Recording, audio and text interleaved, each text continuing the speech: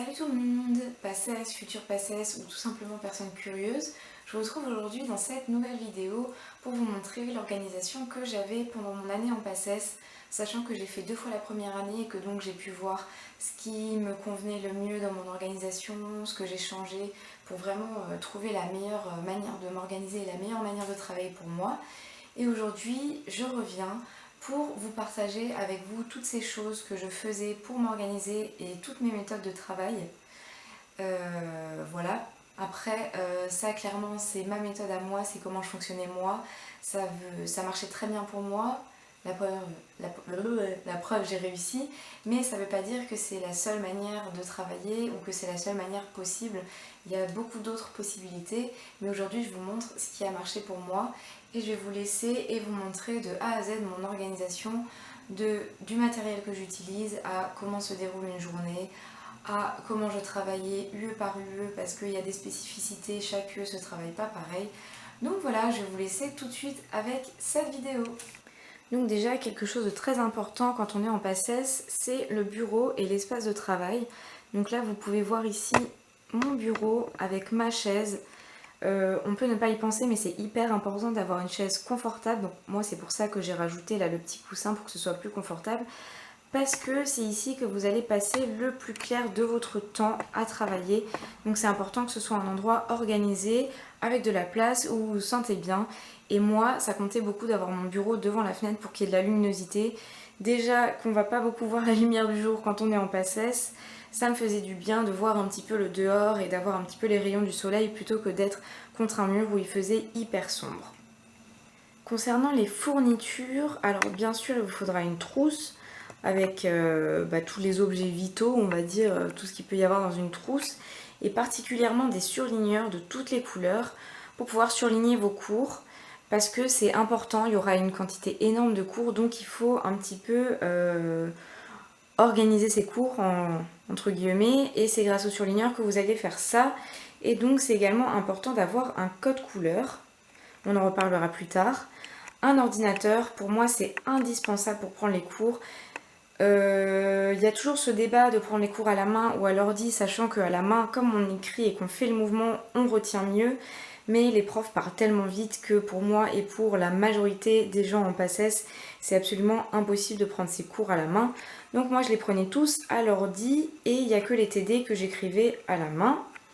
Une calculatrice, donc concernant la calculatrice, elle n'est pas autorisée dans toutes les facs. À Strasbourg, on avait la chance qu'elle soit autorisée, et heureusement parce que moi et le calcul mental, mais franchement je sais pas comment j'aurais fait. Donc une calculatrice, généralement c'est les Casio collège qui sont autorisés, donc voilà, vous pourrez pas essayer de tricher en mettant les formules dans la calculatrice. Et sinon, pour les personnes comme moi, qui écrivent à l'ordi mais qui n'arrivent pas à bosser correctement sur l'ordi, ce que je faisais moi c'est que j'imprimais mes cours et que je les mettais dans des classeurs. Donc ça c'est pour les cours qui n'étaient pas donnés par l'amicale, et pour les cours qui étaient donnés par l'amicale, je les avais là-dedans en fait. L'amicale vous imprime ça. Donc là par exemple il y a mon polycopier du E3B. Et en fait les profs donnent leurs cours et c'est déjà sous forme d'un polycopier, et donc vous avez juste à lire, à surligner. Voilà, par exemple ici ce que j'ai fait. Voilà, par contre je n'ai pas ni tous mes classeurs ni tous mes polycopiers, hein, sachant que là j'ai 2 classeurs, ça me fait 2 UE, sachant qu'on en avait 8. Voilà, tous les autres je les ai rangés chez mes parents parce qu'ils me serviront plus et que ça prenait juste de la place pour rien. Pareil pour les polycopiers, là j'en ai qu'un seul, mais il y en a beaucoup plus. Ce qui me servait également, c'était d'avoir des... Donc là-bas vous voyez mon pot à crayons. Donc les crayons c'est utile pour les schémas d'anatomie, pour pouvoir mettre des couleurs pour mieux visualiser. Et également les post-it que j'utilisais régulièrement quand il y avait un point dans le cours, dans le polycopier ou sur mon cours imprimé de l'ordi qui me posait problème ou qui était un peu flou. J'écrivais mes questions ou ce qui était flou sur le post-it pour pouvoir faire des recherches plus tard. Ou alors j'écrivais les petits pièges un petit peu vicieux pour vraiment que ça me saute aux yeux. Et parfois je collais même ce post-it là, je sais pas moi... dans ma salle de bain. Comme ça, quand je me brossais les dents, je pouvais relire ces petites erreurs, ces petits trucs un peu vicieux. Et le fait de les relire régulièrement, ça m'aidait à vraiment retenir et plus tomber dans le piège. Concernant encore une fois le matériel à avoir, vous aurez également besoin de beaucoup de papier, que ce soit si comme moi vous imprimez vos cours de l'ordi ou même pour écrire les TD, pour refaire des QCM, pour faire des annales. Voilà, le papier c'est indispensable, donc désolée pour la planète parce que franchement moi ça m'a fait mal au cœur quand j'ai vu tout le papier que j'ai utilisé. Mais bon, vraiment on n'a pas le choix. Donc comme dit également, des annales pour s'entraîner. C'est indispensable, indispensable, que ce soit juste des QCM ou bien des annales, il faut absolument s'entraîner. C'est impossible de réussir la PACES sans faire des QCM et des annales pour s'entraîner. Donc les annales peuvent vous être fournies par l'amicale ou bien par votre prépa privée si vous faites une prépa privée. Et pour les QCM, pareil, ça peut être les prépas ou bien ça peut être le tutorat de votre fac qui lui est gratuit. Après ça, concernant le sujet du tutorat ou prépa, on en reviendra dessus plus tard, mais c'est un choix à faire et voilà, c'est un choix à faire. Également, quelque chose que je trouve absolument indispensable et qui a fait la différence entre ma première PACES et mon année de redoublante, c'est le Néther, l'atlas d'anatomie du Néther. Donc il n'y a pas que lui, il y a d'autres atlas d'anatomie, mais vraiment pour la PACES, je trouve que c'était le mieux et le mieux illustré. Donc là, comme vous le voyez, j'ai la version PDF sur l'ordinateur. Donc c'est beaucoup plus pratique pour pouvoir transporter. Tout est dans mon ordinateur parce que si vous voyez la taille du bouquin, franchement, c'est à se casser le dos de l'emmener où que ce soit.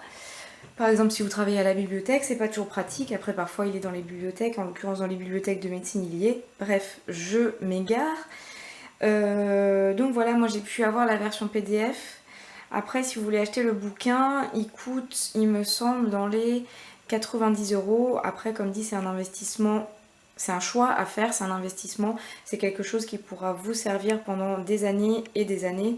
Donc ça peut être vraiment utile de l'avoir sous format papier, mais vraiment pour bosser l'anatomie, pour visualiser. Bien sûr, il y a les schémas des profs, mais avoir le Néther ou tout autre livre du même genre, ça aide à avoir des vues différentes. C'est beaucoup plus proche de la réalité qu'un dessin réalisé à la craie sur un tableau par un prof.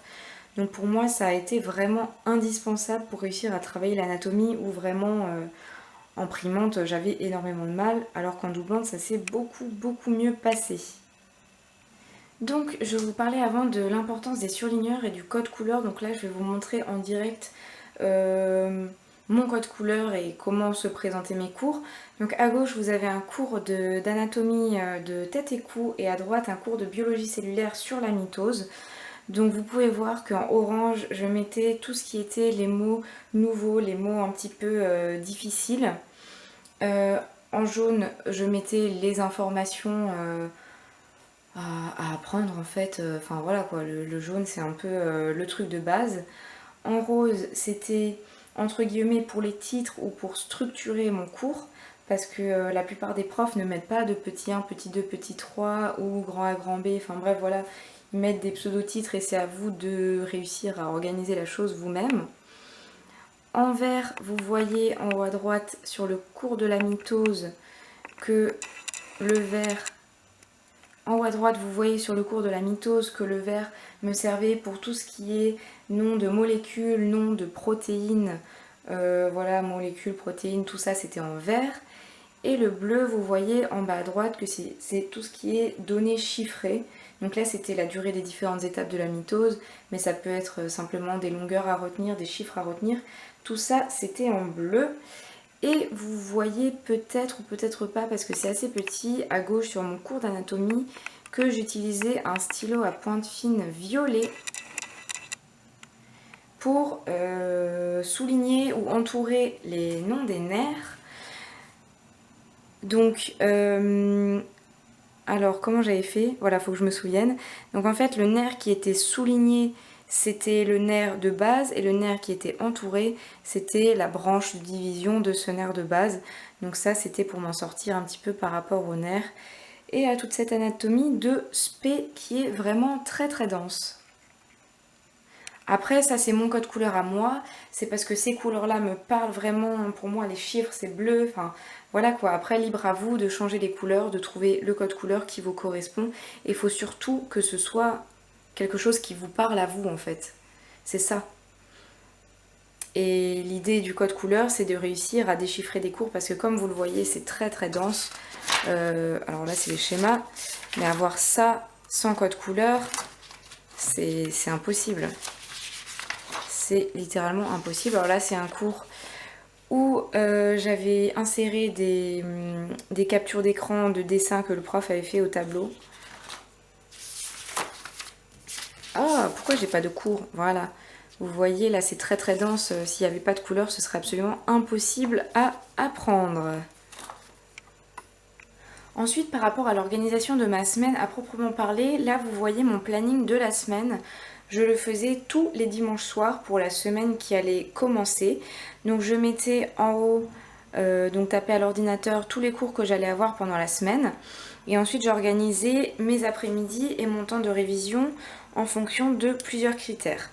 Donc déjà, il faut savoir si vous êtes plutôt du genre à travailler efficacement le matin ou si vous travaillez plutôt efficacement le soir, si le fait de travailler juste après manger c'est difficile pour vous ou pas. Moi, travailler après manger, j'avais aucun souci et je suis plus efficace le matin. Donc ce que je faisais, c'est par exemple samedi et dimanche, le matin, je commençais par soit les grosses matières, les gros chapitres, soit ceux que j'aimais pas du tout comme la physique. Et comme ça, c'était fait. Et l'après-midi où j'étais un peu moins efficace et le soir pareil, je faisais des trucs un peu plus simples, un peu plus légers. Si vous voyez également, j'alterne entre une grosse UE, une petite UE.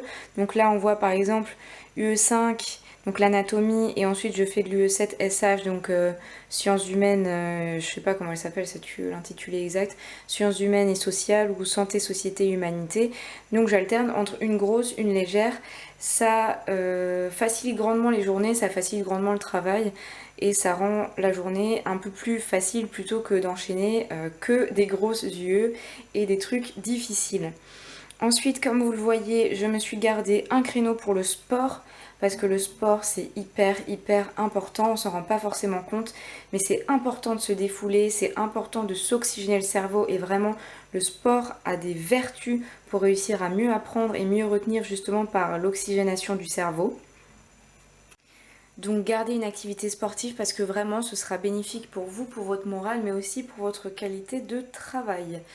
Donc comme vous le voyez, également je me fais entre 20 et 30 minutes de pause toutes les après-midi. Donc ça dépendra vraiment de mon état d'esprit, de si je suis fatiguée, de voilà, là par exemple je sais que la physique, le E3B, ça va me tuer le cerveau, donc j'ai prévu une petite sieste.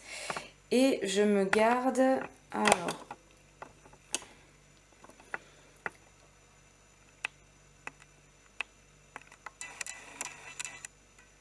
et comme vous le voyez, je me garde, donc là, cette semaine-là, ça a été 2 soirées dans la semaine, parfois c'est une après-midi plus une soirée, mais vraiment c'est important de se garder du temps pour soi, donc là, pour voir mon copain, là, du temps vraiment pour moi, j'avais prévu de voir des séries, voilà, ces gens qui vous disent qu'ils ne font jamais de pause et qu'ils travaillent non-stop, je peux vous dire que c'est impossible, c'est pas possible de tenir comme ça, et c'est surtout pas possible de travailler efficacement sans faire de pause.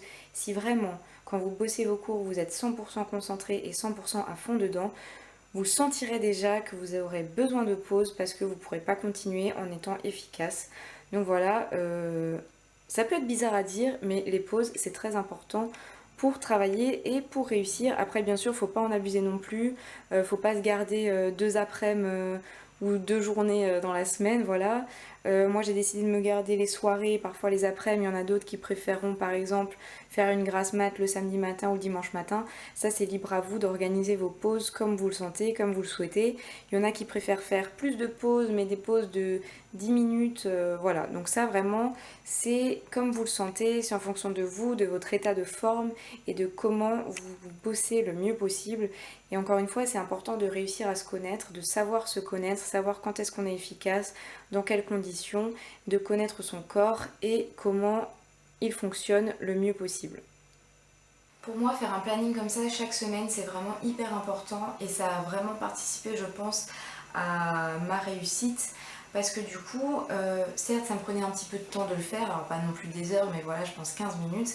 Mais au moins, toute ma semaine, elle était claire, nette, précise. Quand je rentrais des cours, je savais direct quoi travailler, j'avais pas à me poser la question, j'avais pas à réfléchir 10 ans sur qu'est-ce que je vais bosser ou qu'est-ce que j'ai déjà bossé, ou voilà. Donc je perdais pas de temps, j'optimisais mon temps et surtout, ça m'empêchait de me dire oh, je vais encore. Je vais commencer dans 30 minutes parce que là je suis pas encore en forme. Non, le planning il était fait pour avoir des journées optimisées. Donc si à telle heure il fallait commencer, à telle heure je commençais. Et ça me permettait aussi de rester dans le droit chemin. Et c'est vrai que de ce que j'ai pu voir, des gens autour de moi qui n'avaient pas cette technique de planning et qui avaient un petit peu du mal à se discipliner pour le travail, du coup ils étaient beaucoup moins efficaces, ils travaillaient beaucoup moins parce que du coup ils avaient plus de liberté, ils n'avaient pas un planning comme ça clair, net et précis à suivre. Après, bien sûr, il faut quand même savoir être un petit peu flexible. Si, admettons, un matin, vous vous réveillez un peu plus fatigué, bah, décalez vos yeux ou inversez vos yeux avec le lendemain. Si jamais à la fin de votre journée vous n'avez pas tout bossé, c'est pas grave. C'est normal d'avoir du retard en passesse. On peut pas non plus être 100% à l'heure, sinon ce serait pas la passesse, sinon ce serait trop facile, voilà. Donc par rapport aux journées en passesse, ce qu'il faut savoir c'est que le deal, c'est que si vous avez cours le matin, le deal c'est que l'après-midi, l'après-midi et le soir, il faut revoir tous les cours de la matinée et le week-end, donc samedi dimanche, revoir tous les cours de la semaine et dans ce temps-là réussir à inclure la préparation des TD, relire les TD et faire des QCM et plus tard dans le semestre des annales de concours pour s'entraîner. Donc je vais vous détailler vite fait une journée type comme moi je l'ai vécu cette année. Donc le matin 4 heures de cours, parfois 5 heures de 12 heures à 13 heures quand ils ont envie de nous faire... je vais rien dire, mais vraiment avoir cours de 12 heures à 13 heures, ça fait des matinées vraiment longues. Donc voilà, je vais en cours, je rentre manger, je me laisse 1h30 de temps entre la fin de cours. Non, je reprends. Les cours finissaient à 12h15. Et à 13h30, je reprenais le travail. Donc tout ce temps entre 12h15 et 13h30, je rentrais de la fac, sachant que j'habite à 8 minutes de la fac, donc j'ai cette chance de ne pas être loin. Je me préparais à manger et je mangeais. Et je me détendais un petit peu si j'avais le temps. Donc 13h30, la première chose que je faisais, c'était de préparer un sommaire de cours que je mettais dans mes classeurs pour pouvoir suivre tous les cours que j'avais eus et c'est beaucoup plus pratique pour les révisions. Donc je vous montre ça là ici. Donc ça c'est mon classeur d'anatomie, donc vous voyez bien que j'ai noté tous les chapitres qu'il y a eu au crayon à papier à côté, le nombre d'heures de cours en amphi qu'on a eu et les traits que vous voyez c'est le nombre de tours de révision que j'ai fait. Donc ça aide à savoir exactement quel chapitre vous avez fait et ça vraiment, cette organisation pour les révisions, ça vous aide à savoir ce que vous avez déjà révisé plusieurs fois, ce qu'il faudrait que vous révisiez un peu plus. Donc voilà, pour moi ça a été un indispensable. Donc je commence mon après-midi avec ça. Ensuite, je me mets à proprement à travailler. Donc, si on prend la journée du mardi par exemple, j'ai commencé par l'anatomie. Comme je vous ai dit, moi je suis plutôt efficace en début d'après-midi, donc je commence par l'anatomie qui est une UE assez lourde, assez difficile. Je travaille comme je vous l'ai dit avec le Netter que j'avais sur l'ordinateur pour mieux visualiser. Je complète mes schémas si jamais ils ne sont pas complétés. Et je relis mes cours. Donc concernant votre méthode de travail, il faudrait que vous arriviez à savoir si vous retenez mieux si vous avez plutôt une mémoire visuelle, une mémoire auditive ou une mémoire kinesthésique dont par les gestes.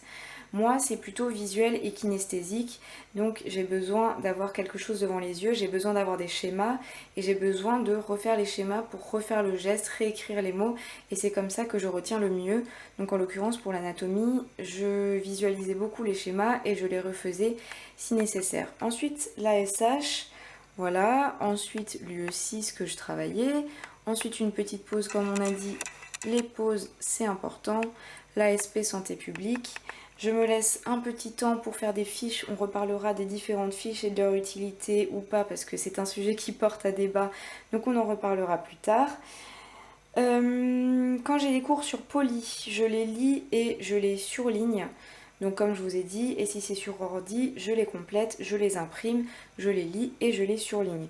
Donc préparez votre imprimante, préparez un stock de cartouches parce que vraiment, si y a pas beaucoup, si vous n'avez pas une amicale qui vous imprime et qui vous vend les polis, vous risquez d'imprimer beaucoup de cours. Sauf si bien sûr vous arrivez à travailler sur l'ordi. Voilà. Après moi je pense que c'est pas non plus le mieux à faire et comme dit j'ai une mémoire visuelle, j'ai besoin d'avoir du papier sous les mains, donc j'ai besoin d'avoir tout sur papier.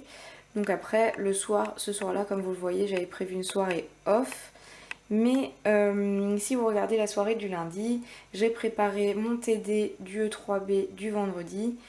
Ou par exemple, si vous regardez ma soirée du mercredi, j'ai revu un ancien cours de physique. Donc généralement, les révisions des anciens cours, les préparations de TD ou même les QCM, je les fais dans la soirée parce que c'est ce qui, enfin je vais pas dire c'est ce qui nécessite le moins d'attention, mais c'est moins lourd que bosser une grosse UE, comme c'est là où moi je suis le moins efficace. Voilà, pour une journée type. Après, comme dit, le week-end, je revois mes cours de la semaine, je revois des anciens cours, je relis les éventuelles fiches, je refais les TD, je fais les QCM de fin de chapitre ou bien sûr des anciens chapitres pour les avoir encore en tête. Et voilà, toujours j'alterne entre une UE lourde, une UE légère en fonction de mon humeur, en fonction de comment je travaille le mieux. Concernant la méthode de travail à proprement parler, je pense que beaucoup ont entendu parler de la méthode des J, où le jour 1, vous revoyez vos cours de la journée 1, le jour 2, vous revoyez vos cours de la journée 1, de la journée 2 pardon, et de la journée 1, et vice versa. En gros, cette méthode, c'est pour revoir le plus de fois les cours possible et pour les garder un maximum en tête. Donc il faut revoir le jour même, AJ plus 2, il me semblait, AJ plus 7 et ensuite toutes les 2 semaines. Non, J plus 2, J plus 5, J plus 7 et toutes les 2 semaines. Bref, moi personnellement, j'utilise pas la méthode des J, je trouve ça pas du tout pratique parce qu'au bout d'un moment, vous aurez trop de cours, vous pourrez plus faire cette méthode, vous allez être débordé, ça va être juste pas possible. Et puis surtout, par rapport à vous, il y a des cours, en les revoyant une fois, vous allez tout comprendre, ça va être très bien, ça va suffire. Et d'autres, va aller falloir les revoir beaucoup plus de fois. Donc je pense que ce qui est vraiment le mieux, c'est de faire au cas par cas en fonction des facilités et des aptitudes de chacun. Moi par exemple, la chimie générale, la chimie organique, je revoyais une fois le cours, éventuellement une deuxième fois. Et après mon cours il était su, j'avais juste à refaire des exercices pour m'entraîner de temps en temps et vérifier que j'avais rien perdu. Alors que l'anatomie, je devais la revoir énormément de fois.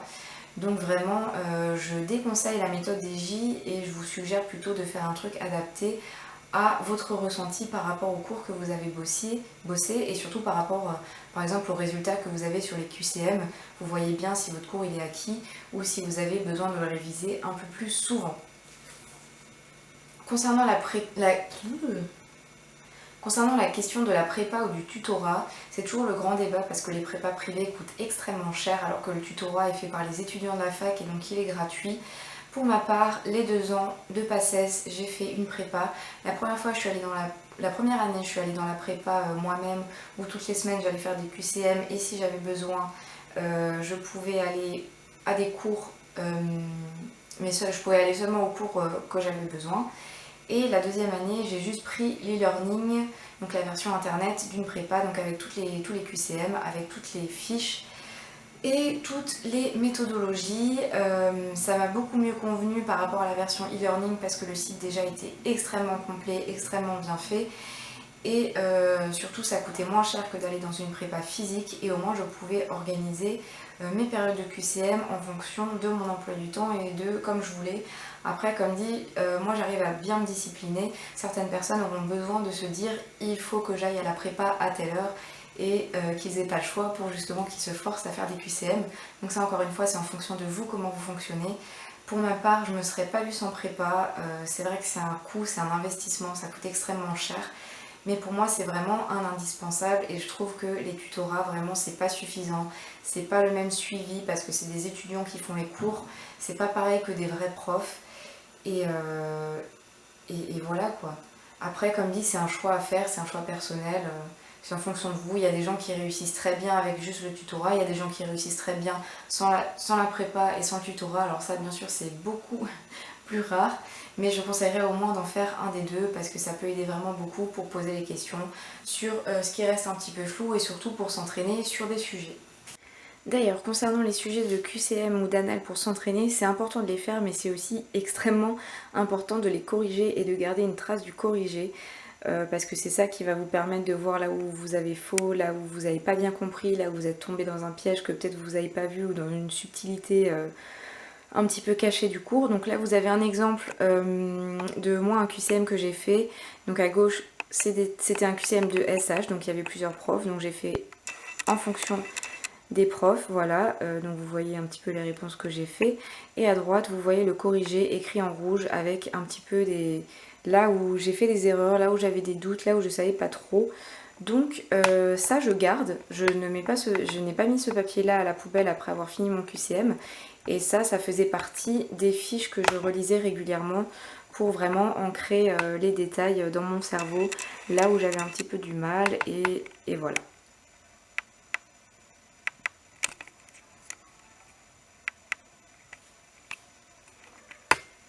Ensuite, on va passer à la question des fiches qui fait grandement débat. Donc, de mon point de vue, les fiches, c'est indispensable, mais elles sont totalement différentes des fiches du lycée et il faut savoir les différents types de fiches et quelles fiches sont adaptées à quel cours. Donc là, vous avez devant vous deux exemples de fiches que j'appelle fiches formules pour la physique. Donc à droite, vous avez vraiment la fiche type des fiches formules avec l'intitulé, le nom de la mesure, la formule. À droite, l'unité, hein, parce que des questions peuvent être posées sur les unités, les profs peuvent vous piéger sur ça et souvent ils le font. Et à droite, de temps en temps, dans quelles conditions ils sont appliqués. À gauche, c'était sur la radioactivité, donc c'est aussi des fiches formules, mais présentées différemment selon les trois types d'interactions possibles. Donc ça, c'est pour les fiches formules qui sont très utiles en physique et en maths.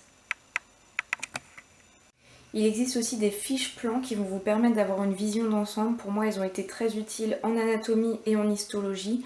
Là, vous avez les angles de l'anatomie avec à gauche un dessin assez sommaire d'une face où j'ai fait toutes les grandes artères et quelles artères sont les branches de quelles artères. Donc ça permet d'avoir une vue d'ensemble parce qu'on peut vous poser la question, admettons, est-ce que l'artère faciale est la troisième branche de division de l'artère carotide externe, voilà.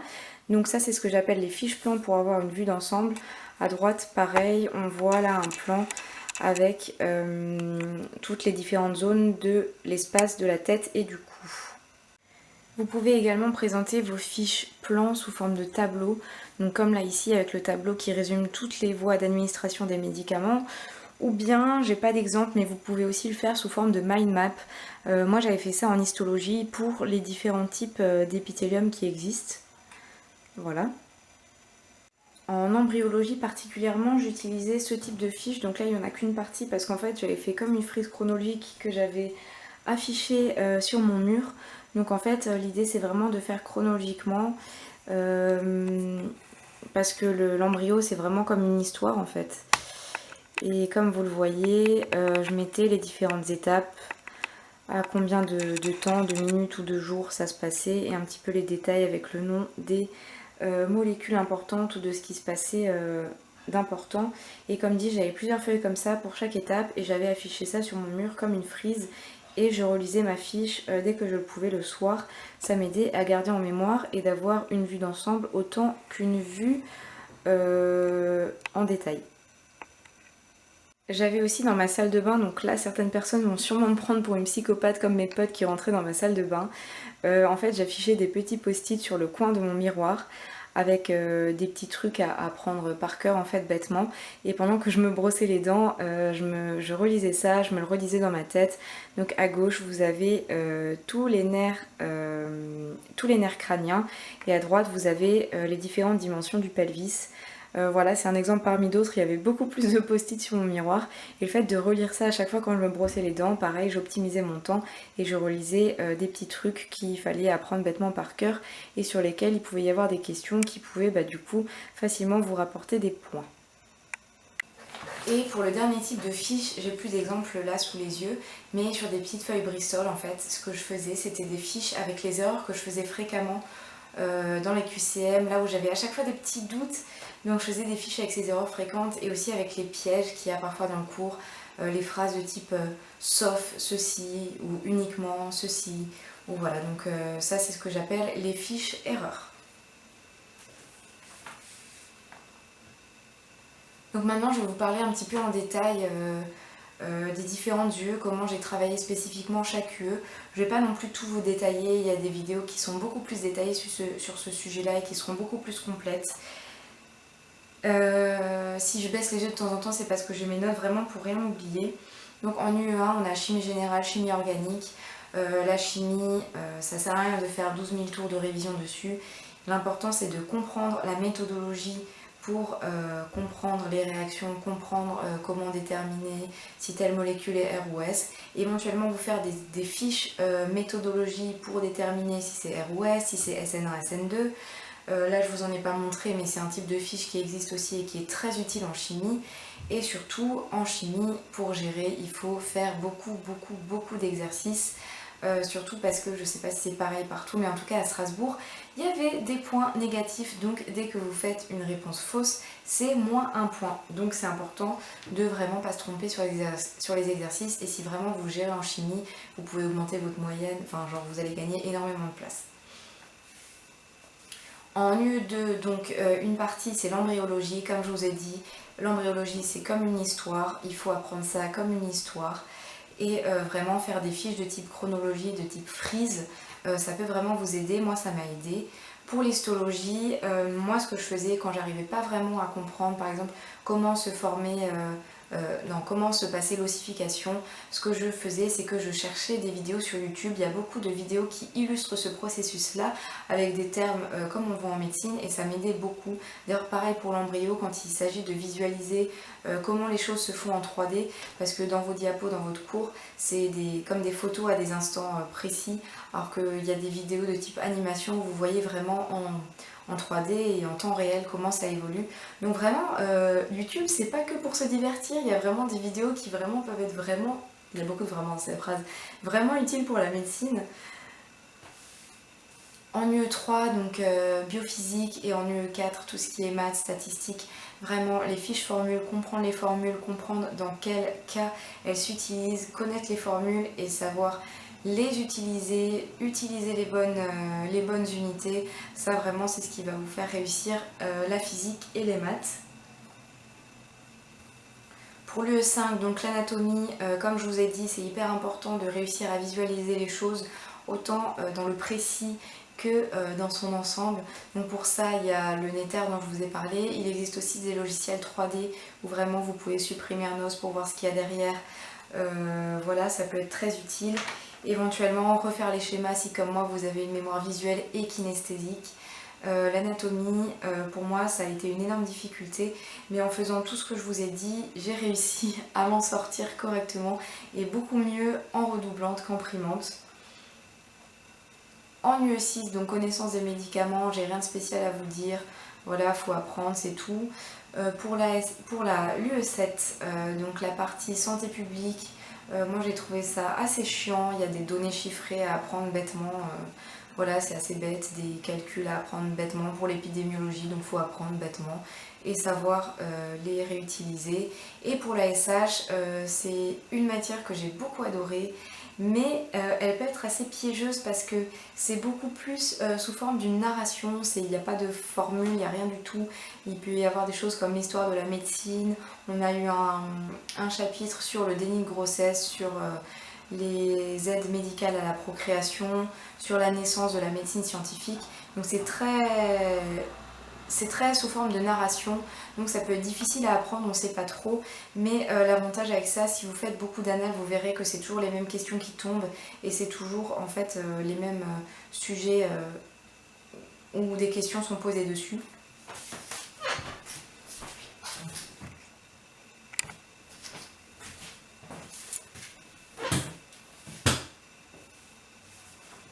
Et donc du coup c'est important de faire des QCM pour réussir à cibler vraiment quelles sont les données importantes et qu'est-ce qu'il faut retenir de ce qu'on s'en fout. L'UE8, donc l'UE de spé, ça va dépendre de l'aspect que vous allez choisir. Donc il y aura de l'anatomie, des choses vraiment spécifiques. Par exemple, moi j'avais une UE spé kiné. Donc voilà, ça dépendra de vous.